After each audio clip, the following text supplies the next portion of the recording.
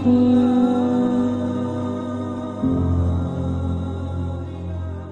ketemu lagi kita di video yang bakal bahas caranya bikin video di iPhone pokoknya.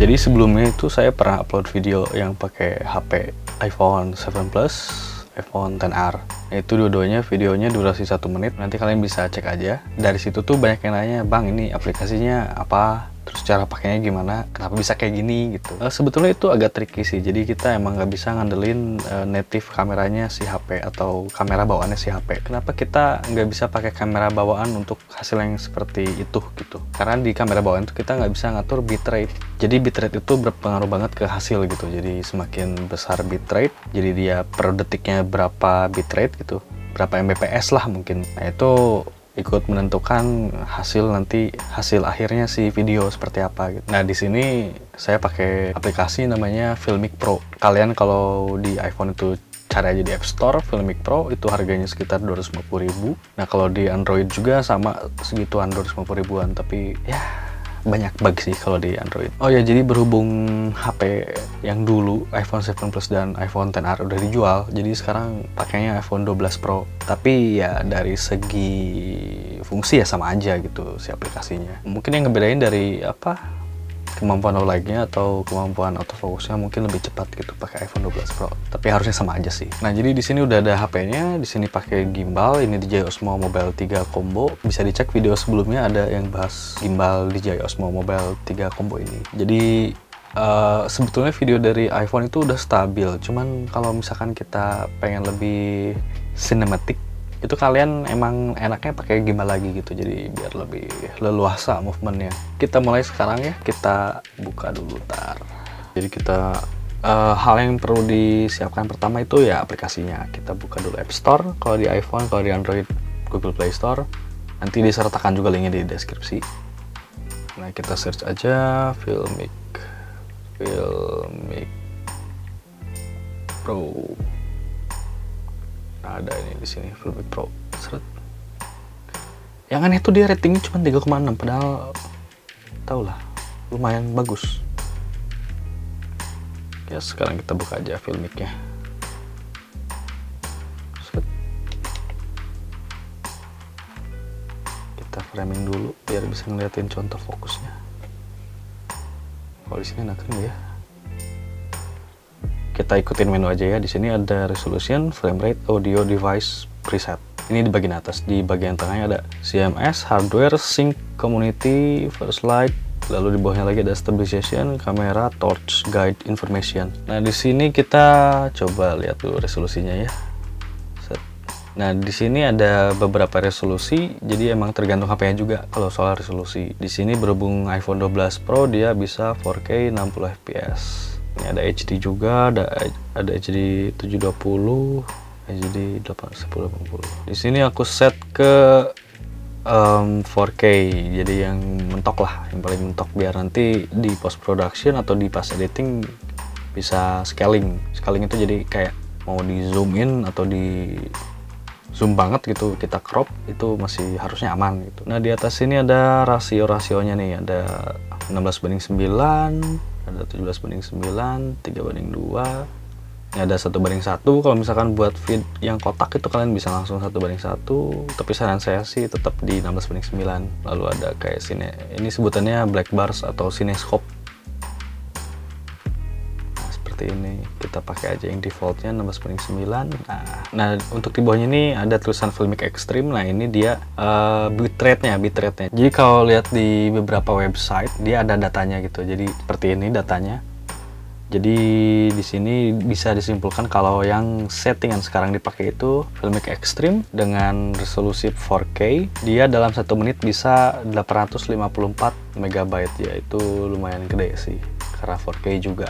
Yes, lanjut ke menu berikutnya. Di sini baru kita masuk ke frame rate. Nah, ini juga frame rate pilihannya ada banyak, tergantung si tipe HP-nya juga. Di 12 Pro dia 4K-nya mentok di 60. Tapi aku pakai 50 aja karena nanti di editing bakal pakai format PAL. 60 itu jadi untuk NTSC. Nah ini ada 50 capture FPS, ada 50 playback FPS. Jadi Ini tuh fungsinya bisa buat timelapse juga. Nah, timelapse. Di atas ini detiknya kita mau ngambil berapa detik. Ini nanti 50 playback FPS-nya itu dia outputnya itu bakal jadi berapa FPS. Sip, kita settingnya 50 aja. Terus di sini ada audio. Nah, ini ada source audionya itu kita bisa milih ya. Ada yang back, ada yang front. Kita pakai back aja. Back aja dah. Format audionya juga ada banyak, ada PCM, ada AIF, ada AAC. Tapi kalau misalkan untuk editing di Adobe terutama itu kita pakainya AAC karena format selain itu biasanya dia nggak bisa baca. Ini pilihan hertznya 48. Ini Bluetooth microphone-nya juga bisa kita pilih kalau misalkan kita punya Bluetooth microphone gitu. Kalau misalkan jauh gitu kan kita perlu tuh Bluetooth microphone. Nah, ini kita aktifin. Tapi di sini enggak, kita demo aja, video only ini enggak. Oke, kita next ke device. Device ini nanti ada beberapa pilihan kayak nanti save-nya mau kemana, save to camera roll, terus remote control-nya ada atau enggak. Ini bisa disinkronkan antara DJI Osmo Mobile ke si Filmic Pro, tapi dia harus nyalain Bluetooth gitu ya. Itu lumayan makan baterai sih sebetulnya. Nah, ini ada beberapa menu lagi, kita nggak bahas ini. Ini preset kalau nanti kita suatu waktu apa ya butuh cepat gitu, kita save presetnya, settingan yang udah ada kita save di sini. Nanti bisa kita tinggal load lagi. Ini CMS tuh jadi time code track atau mungkin clapper ya, clapper sebutnya. Nah, ini ada hardware nih, jadi ini kalau misalnya kita mau dibuat ke HDMI out itu bisa. Terus kalau ada device kayak DJI Osmo Mobile ini kita bisa nyalain aja set. Nah, ini dia minta Bluetooth-nya nyala, kita nggak lowbat cuy. Ini ada Zhiyun Smooth 4, Movie Cinema Robot, ada anamorphic adapter dan lain-lain.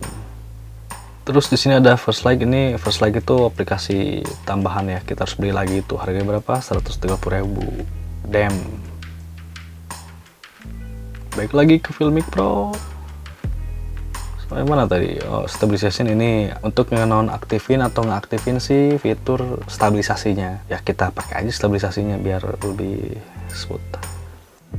Nah, ini ada kamera, ini ada macam-macam ya. Ini ada ultra wide, wide, tele, ada selfie. Nah, ini tergantung si device-nya juga. Ini ada torch itu flash, lampu flash. Ini ada guide. Tuh ada kan.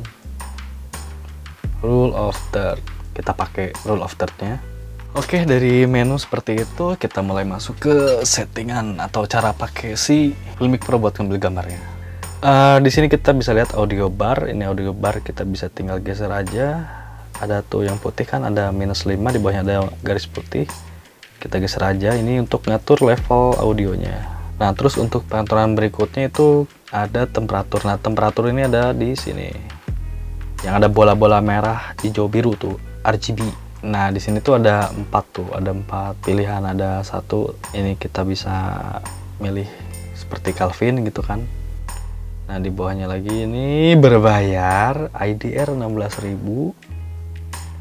Oke, terus apa lagi ini? Oh, yes, ini bayar lagi, nggak usah. Nah, kita pakai aja biasa standar. Nah, ini bisa kita tinggal drag aja. Nah, kelihatan kan? Atau juga bisa di sini aja langsung. Setelah cocok, sip, udah. Begitu kita keluar dia udah nge-lock sendiri white balance-nya. Nah, oke, terus berikutnya ini kalau kita mau ngatur shutter ISO, oh ya di sini nggak bisa ngatur diafragma ya atau bukan. Nah, ini ada di sebelah kiri, di sebelah kanannya RGB ini, logo RGB ini. Tap aja. Nah, ini dia keluar, ada yang sebelah kiri, ada yang sebelah kanan. Nah, untuk yang di kanan itu dia ngatur fokus, jadi dia bisa manual fokus seperti fokus blur atau ya seperti lensa manual yang pakai fokus blur seperti itu. Nah, jadi di slide gitu. Terus di sini ada zoom, itu fungsinya untuk ngezoom, tapi please jangan zoom pas lagi ngerecord, itu bakal aneh banget sih. Kecuali mungkin ada efek tertentu atau memang ada pesan tertentu dari zoomnya itu seperti sinetron ya. Nah, oke, baik lagi kita bakal bahas shutter sama ISO. Nah, jadi di sini ada angka 525 ini ISO, di bawahnya ini ada 1/50 itu shutter. Nah, jadi kita cara ngaturnya ini seperti ini. Kalau misalkan kita mau ngatur salah satunya dulu, dalam hal ini kita atur ISO-nya dulu, kita tap dulu shutternya.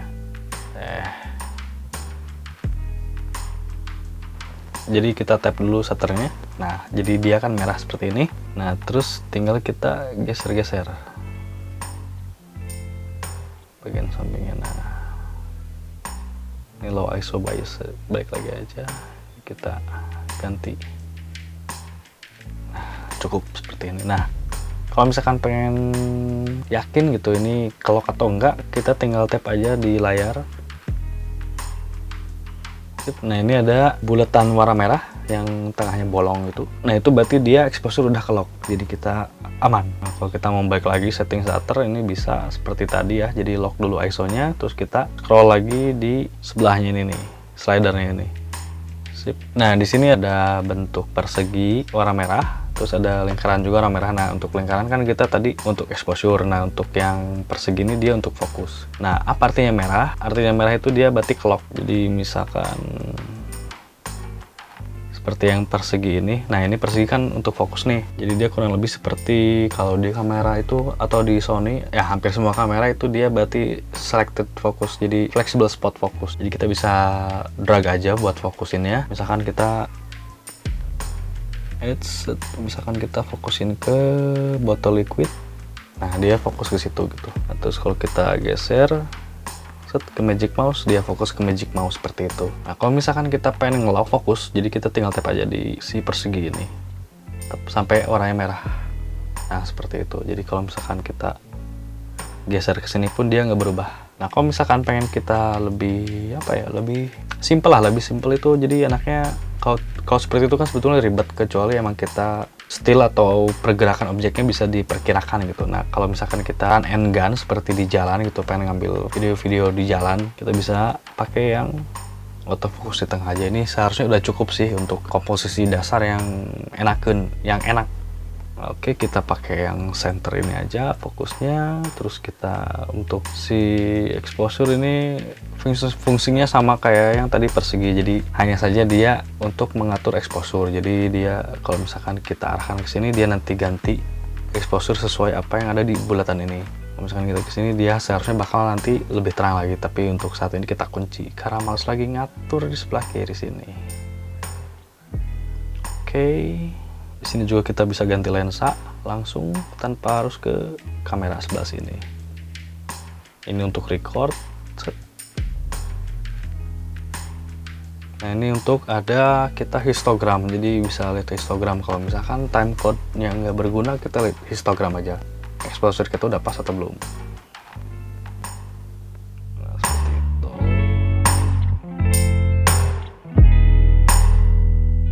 Oke. Tempat pertama beres, kelar. Sekarang kita pindah ke tempat kedua. Rencananya kita bakal di BTM, di rooftop, dan ada basementnya juga. Jadi harusnya lebih nice karena di sini gitu-gitu aja. Mau ditanya kayak bapak-bapak nggak? Nggak. Halo bapak, gimana hari ini, semangat? Masih upset sama salah bawa kamera.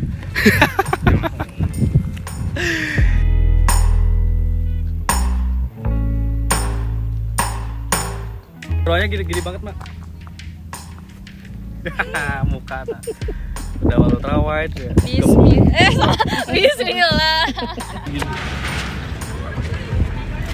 Gini, Mak, tapi nggak kena. Nah, ya gimana gitu? Kita. Tapi enaknya mah kesana backgroundnya, euy.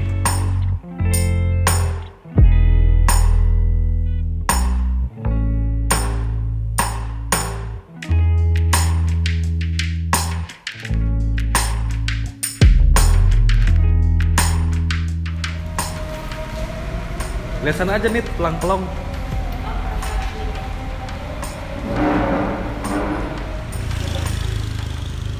Sip, yoks. Lihat aku coba Del. Tangan sini, tangan. Tangan ini enggak ya? Yoks. Ningali.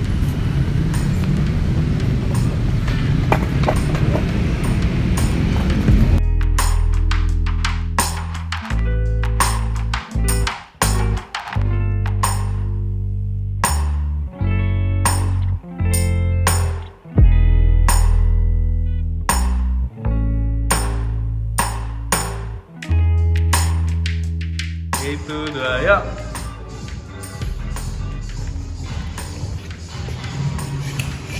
Di 3, 2, 1, pose terakhir.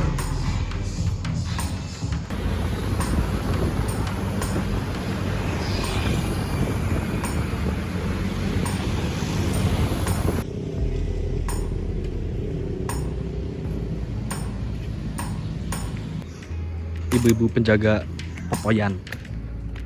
Lagi tas yang ke bawah. Nunduk lagi. Nunduk lagi. Banyak ting. Lep nah gitu. Oke, jadi kunci penting dalam membuat video sinematik di HP itu adalah yang pertama resolusi. Resolusi setinggi mungkin. Kalaupun nggak tinggi itu kita set bitrate-nya itu di yang paling tinggi. Dalam aplikasi ini yaitu Filmic Extreme, bitrate yang paling tinggi. Terus selain itu kita harus menyesuaikan FPS. Jadi kalau misalnya kita mau main slow-mo itu FPS-nya harus 50 ke atas. Kalau misalkan pengen seperti film banget kita setnya di 24, atau mungkin kita bisa ngambil 50 di editingnya jadi 24 karena mungkin suatu waktu kita perlu slow motion, kita ambil aja yang 50 fps ke atas. Lalu yang ketiga itu kita harus set manual shutter dan ISO nya ya. Jadi kalau misalkan kita lagi record terus tiba-tiba kita triangle set, nanti exposure ikut ngikutin apa yang kita shoot di angle yang berbeda itu, jadi mungkin lebih terang nanti atau mungkin lebih gelap. Sebetulnya dalam sinematik itu kita perlu cahaya yang konstan, jadi kita atur secara manual biar nggak berubah-ubah settingan sendiri. Terus selalu poin berikutnya itu kita ganti temperatur sendiri, jadi kita usahakan konstannya itu dari segi warna yaitu temperatur dalam hal ini, lalu dari segi tadi triangle exposure ya. Segitu aja sih. Jadi mungkin kalau ada yang mau ditanyakan bisa tanya aja di kolom komentar di bawah atau di DM juga bisa, sekalian kita sharing-sharing. Atau mungkin ada yang pernah pakai Filmic Pro tapi yang semuanya udah kebuka fitur berbayar ya, bisa sharing-sharing juga seperti apa gitu kan. Atau mungkin ada aplikasi lain yang sama atau lebih bagus, bisa kasih rekomendasi aja. Oke, sekian dan terima kasih.